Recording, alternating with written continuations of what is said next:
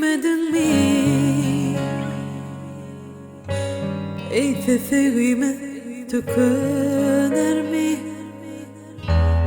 Yürensemem men, söylerim seni, söymen durabilmen.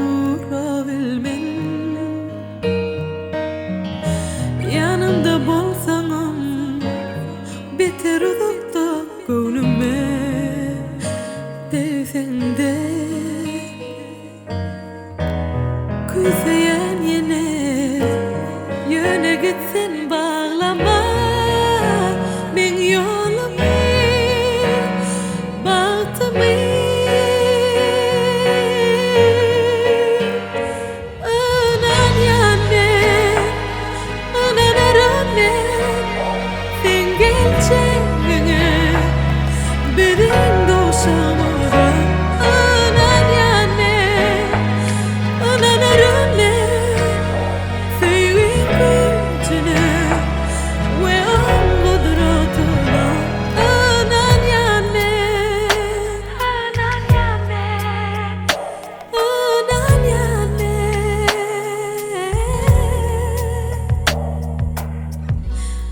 Unutup bilmem seni, ne de söylemem bilirim.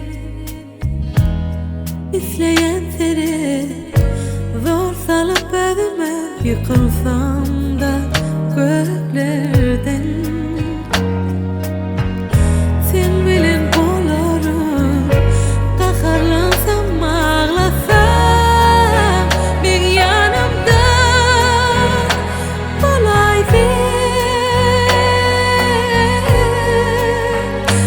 Anan yanmen, anan aranmen, sen geleceğine bizim doşamada.